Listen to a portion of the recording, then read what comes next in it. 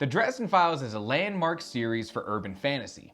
Written by Jim Butcher and starting in 2000, yes, that is nearly 25 years ago, sorry to remind you, this is one of the longest running series in fantasy and certainly one of the most popular series of urban fantasy.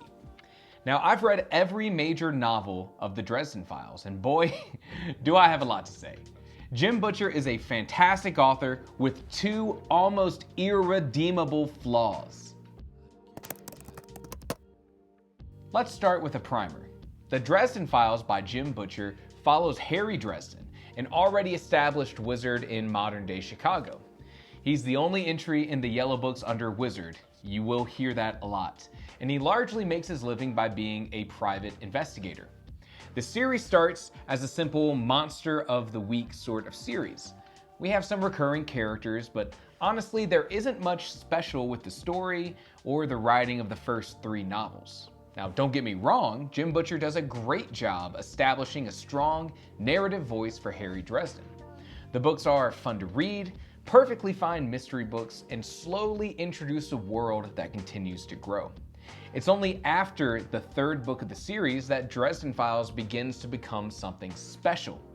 Jim Butcher starts to establish a much more in-depth world around Harry Dresden. And by this point, 4 books in, there is a great cast of characters that keep coming back, and Harry has become a lovable, clearly imperfect character. And from this point on, we get introduced to a world of politics and power struggles, deals, promises, villains, and so much more. This is why people read the Dresden Files. There are so few series out there that are able to develop a world like this over nearly 20 books. Each book adds a little to the stakes of the world, introduce or evolves characters that fit in these growing dynamics of a political system, and each book refines Harry Dresden as a more complex character. Now, before I continue breaking down the individual books, let me put a disclaimer here. There are plenty of questionable writing choices by Jim Butcher within these novels. Writing female characters is not one of his strong suits. And because our narration comes from the inner dialogue of Dresden, a voice that Butcher does really well, we unfortunately have to experience the worst part of the series, Dresden Vision. Dresden Vision is the major flaw, the primary barrier for new readers of the Dresden Files. Jim Butcher simply cannot describe female characters without it coming across as objectifying. Every female in these stories is described by their sex appeal, bust size, and how attracted Dresden is to them. Some will try to justify this. Dresden is simply a horny man. He sees a woman and he is attracted to them. Others will say that these characters are vampires that feed on desire, or that the world presented by Jim Butcher is one where many of the Fae creatures are actively trying to seduce and use you as a means of control, or any number of these in-universe explanations.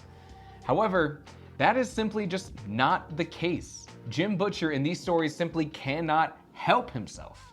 Nearly every female character is wanting to seduce Dresden, or is an attractive female that for one reason or another will get naked at some point. So if that style of writing is a deal breaker, then do not continue down the Dresden Files series because it is omnipresent. Now let's get to the reviews. This is a rapid fire style of review of every book in the main series. There will be very minor spoilers regarding the overall development of the series, but any spoilers here are just things that you could find out anyway by reading the back of the book. So nothing major. And I don't think that anything that I mention here will lessen the reading experience of the series. Stormfront is the opening book for the Dresden series. It's our introduction to a world that seems flat in comparison to how the series will eventually evolve. And that being said, this is a simple mystery book that introduces Harry Dresden to the world. It's the pilot episode. It also introduces Karen Murphy, the character opposite to Harry Dresden, and arguably the character in the series with the most depth. She is my personal favorite and goes through the largest evolution of any character over the next 17 books. Surprisingly, this book also includes another favorite of mine, Gentleman John Marcone. He's the leader of the criminal underworld and a great foil to Harry Dresden. All in all, this book is an average reading experience and a perfectly fine one-off book. You can read it over vacation and you can decide for yourself whether or not this series is for you. If you don't like the narrative voice of Harry Dresden, full of quips and pop culture references, then do not continue because that never changes. For me, I give it a 6 out of 10. Full Moon is the second book of the Dresden series, and for me, I thought this was an improvement to the first. Now let me ask you a question. How many kinds of werewolves are there? You may be surprised at the answer. I found this book more enjoyable than the previous one, but overall another Monster of the Week style book. We are still in pilot territory here. If the series had ended after this, then the Dresden Files wouldn't even be a blip on the radar of urban fantasy. It's another one-off style of book that uses a lot of the same characters, but doesn't really expand the world by much.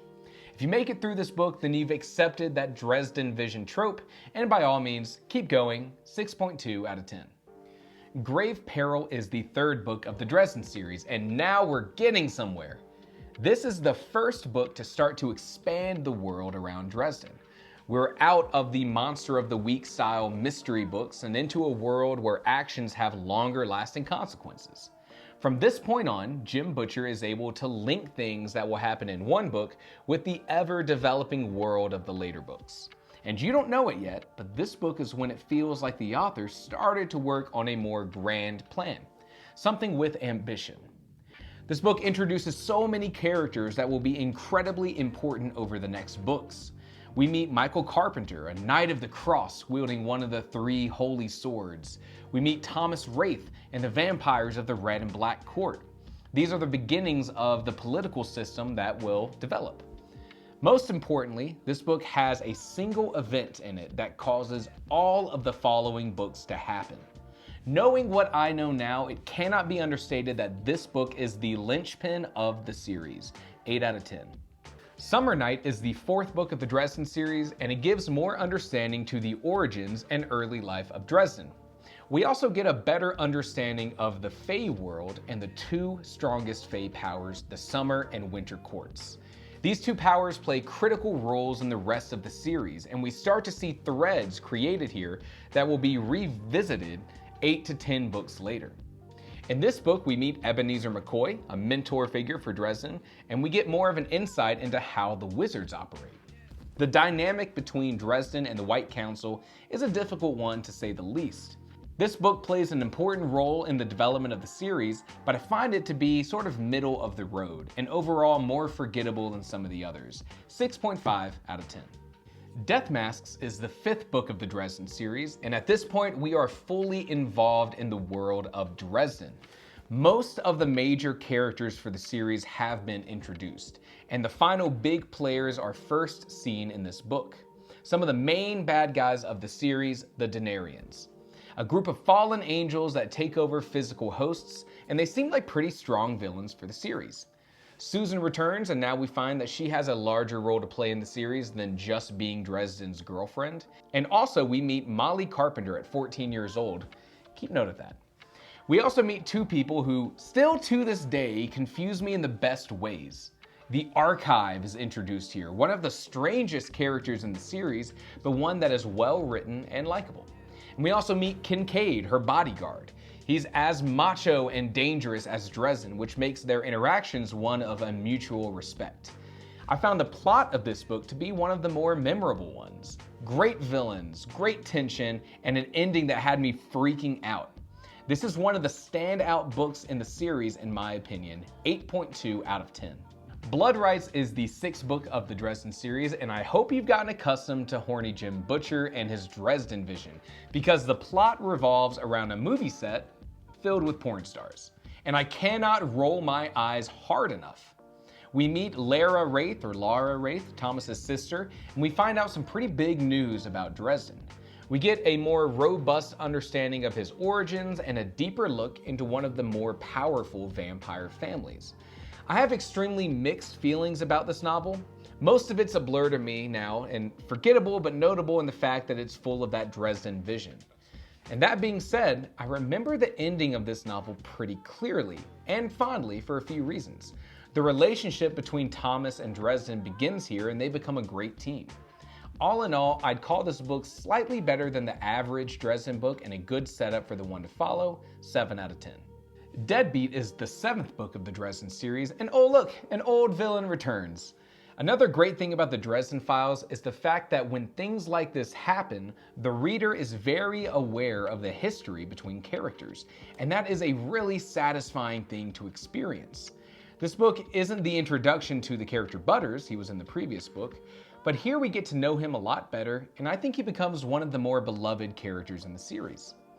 This book has a cheesy, fun ending and has Dresden become more involved in the White Council. Something I like about this book is that there is a pretty important political event that happens off-page and that shifts the power balance for the White Council. It was a reminder that not everything revolves around Dresden, and the world continues to move outside of what we see with him. This book also starts a movement that pushes Dresden to a darker place. We get a lot of interesting conversation within Dresden's head as he shares it with a new visitor. This was one of the better books, 8 out of 10. Proven Guilty is the 8th book of the Dresden series, and to me, this was the book that made me almost stop reading. It started so good. I mean, it's got like this cheesy horror vibe because the main plot happens around SplatterCon, a con for cheesy horror movies. It heavily involves Molly Carpenter, the eldest daughter of Michael Carpenter, and Molly, who was 14 in Death Masks, the 5th book. According to the official timeline that Jim Butcher has posted on his website, she would be 17 at the time of this book, but that was amended before the book came out to make her 19 here. Now, why am I mentioning that? It's because at the end of this book, Molly strips down naked and approaches Dresden to try to sleep with him. She's liked him for so long, and he just saved her life and took her in to live with him, and Dresden vision kicks in and we get some seriously gross narration from Dresden before he shuts her down and says it'll never happen. But it felt so incredibly unnecessary that it soiled the book for me, especially considering how many times Dresden mentions that he's known Molly Carpenter throughout these books when she was in training bras. Why even say it? It is the single most memorable thing in this book to me. Jim Butcher is a better writer than he was in any of the previous books, and his pacing is great, and the book had lots of fun action, but I just cannot get over the scene. I warn people about the scene when we're talking about reading the series. 4 out of 10. White Knight is the 9th book of the Dresden series, and by now the main cast of characters that will fill up the rest of the series has been introduced. There will be new characters that come and go, some that stay, but most of them have been established and will just evolve over the rest of the series. Because of that, it feels like now there's a lot more attention paid to these characters. Not that they were really suffering from any lack of attention beforehand. This book is full of witty banter and a great team of characters interacting with each other, which is Butcher's strong suit, and big, huge fights. There is the loss of a specific character here that I was really saddened by, but that also makes the story memorable and way more stakes driven. All in all, most fans agree that this is an above average Dresden story, 8 out of 10. Small Favor is the 10th book of the Dresden series, and the Denarians are back, which is a great thing because Nicodemus is one of the better villains in the series. He always seems to have a plan and is a great match for Dresden. The various fallen angels are each unique, and it gives Butcher the chance to create one-off characters with unique powers for Dresden to fight, keeping things fresh. In this book, one of the great characters of the series gets injured, and it changes the entire team dynamic around Dresden. It's a great example of how impactful things can be in the series, knowing that you'll continue to experience the results of injuries or deaths moving forward. Jim Butcher is really in his wheelhouse at this point of the series, 8 out of 10. Turncoat is the 11th book of the Dresden series and introduces one of my favorite concepts of the entire Dresden universe. Dresden becomes linked to a location, an island in the middle of Lake Michigan, and I am such a sucker for really interesting locations, and especially for ones that act like their own characters. Way back in one of the earlier books, it was hinted that there might be a traitor in the midst of the White Council, and this book brings back that drama and its evolution over the previous books to a conclusion. The best part of this book is that Butcher forces two characters who hate each other together and gives them a chance to understand each other. I think it's a great practice to do as a writer and leads to some really great storytelling. This plot and setup to the story is one of the more memorable ones in the series, and we're still in that prime Jim Butcher era. 8 out of 10. Changes is the 12th book in the Dresden series, and if you're aware of the Dresden series, if you've done your research before, then this is the book that is universally praised as the pinnacle of Dresden storytelling. So much happens here, and it cannot be understated that this book is just straight up fantastic. You may have noticed that the past 3 books have all been rated 8 out of 10. Jim Butcher is really locked into something special. And in Changes, it feels like he's able to raise the stakes exponentially. Old characters come out of the woodwork and everything truly does change when Dresden finds out that he has a daughter. More so that she and his old girlfriend Susan are in danger with the king of the Red Court vampires. From start to finish, this book was just incredible. The ending of this book knocked me off of my feet and cemented the Dresden Files as an all-time great for me. 10 out of 10. Wait, what was that? Hold up, the last paragraph in this book. That last sentence in this book, did he just do that? Ghost Story is the 13th book in the Dresden series. It is such a shame that the greatest book in this entire series ended the way it did, and that this is the book to follow it. It's impossible to avoid the spoiler since it's kind of on the back of the book, but Dresden is a ghost. And surprisingly, ghosts have not really been explored in this series, so Jim Butcher's kind of able to start from scratch and do whatever he wants, but honestly, it's not done incredibly well. Dresden has been dead for 6 months, and he's able to move around Chicago and see all of his friends without them seeing him. Strangely, all of the female characters that Dresden was close to are completely lost without him. All of the male characters are pretty much fine though. Just something worth pointing out. This book felt like mostly filler, and that the only thing that really mattered was the ending of this book, which brings Dresden back to the real world in his new role. This is my least favorite book of the series, even more so than that book with the gross Molly Carpenter ending. 3 out of 10. Cold Days is the 14th book in the Dresden series, and alright, we are back to form now. Dresden is in this new role, and there's an entirely new set of responsibilities that he has to handle. It's a breath of fresh air, as the detective thing hadn't really been a big motivating factor in the series since the earlier books. It feels like we've outgrown that private detective angle, and this book has the second best ending and twist in the entire series in my opinion. It's the result of a plan gone awry, followed by another plan gone awry that completely changes one of the characters forever, and it changes them in such an interesting way. I was left shaking my head afterwards, wondering what was going to happen next. This is the book that should have followed Changes. 8 out of 10. Skin Game is the 15th book of the Dresden series, and due to his new role, Dresden is handed off to Nicodemus as a favor. He has to provide his skills to Nicodemus regardless if he wants to or not, and oh, hello there. It's a heist novel, and the target of the heist is Hades himself. This is a tightly written book, great pacing, good twists, but there is one thing that I'm starting to not like about these latest Jim Butcher novels. Usually, in the books, we are privy to almost all of the information because we're in Dresden's head. And maybe there's a moment, like a trope, when Dresden shares a plan with his allies, but we don't hear the end of it, so we can be surprised when that big twist happens. But in the ending of Changes and Cold Days, we find out that Dresden has done some incredibly important work off-page that we weren't privy to. It shocked me the first time that I realized that there had been some significant actions taken that we weren't able to see, and they drastically impacted the story. And this happens again in Skin Game. It doesn't feel like Dresden, to be honest. That being said, it's forgivable in this book, but not so much in these other ones. This book is really fun and a standout work in the series. 9 out of 10. Peace Talks is the 16th book in the Dresden series. About 8 books back, a new big bad was introduced, the Fomor.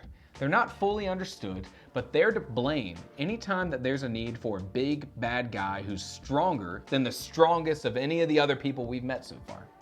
And I appreciate that the seed for the Fomor were planted so far back, but it's in this book that the Fomor are really explored. This book is really part one of a two-part story about the Fomor attacking Chicago. It involves lots of favors being paid, promises, plans, and setup. And because this book is mostly that setup for the upcoming conclusion of the story, I do think that it suffers from the lack of a big conclusion itself. Usually in Dresden novels, everything in the novel builds up to a really solid conclusion, but not here. The setup for the conclusion is done pretty well, the stakes truly seem higher than normal. This is the closest that the books have gotten to being truly epic, but I call this one a 6.5 out of 10. Battleground is the 17th book in the Dresden series and the latest book in the series as of right now. All of that setup done in that previous book is finally going to pay off. This is Jim Butcher's answer to Avengers Endgame. The stakes have never been higher, and it's time for all of the characters to band together against that biggest bad guy that the series has ever seen. There were some really bold choices made here, and knowing how Butcher writes, a lot of seeds were planted that he could pick up in later books. This book has the loss of one of my favorite characters, and I couldn't believe that Jim Butcher would be brave enough to do it. With this book being the big battle that readers have been waiting for, it's a non-stop, action-packed war. For some readers, the non-stop action kind of gets in the way of the fantastic character work that Butcher is so known for, meaning that this book wasn't as big of a hit as the author wanted it to be. I remember being glued to this book though. I would call it an 8.5 out of 10. The Dresden Files is a series worth reading if you can tolerate some of Jim Butcher's most egregious faults. He is a skilled author with an exceptional talent for plotting stories, slowly building to big payoffs, and creating uniquely voiced characters. The great thing about the series, and something that may be completely unique to it, is that the voice of Harry Dresden stays the same over the entire series, all 17 books. The character evolves, but he never stops with the quips, the pop culture references, the insults. The great thing about this is that if you love it, then you're in for 17 books worth of that dialogue. But if you hate it, you can stop after book one because it never changes.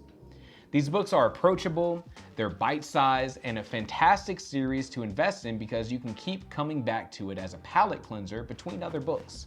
That's how I read the series, and I thoroughly miss having it to fall back on. It's the only series where I was so invested in the journeys of the characters that I wanted to pick up all of the short stories and extra bits to see what they were up to. This is a series that I know I can go back to and reread from any time at any book and have a rewarding reading experience, and that is an extremely good value if I've ever heard of one. I hope you've enjoyed this behemoth of a video, and let me know what you think of Dresden in the comments below, and what's your take on the series as a whole. Did Dresden Vision turn you off of the series? Was it as big of a deal as I'm making it out to be? And if you like more content like this, book reviews and understanding stories, then like and subscribe.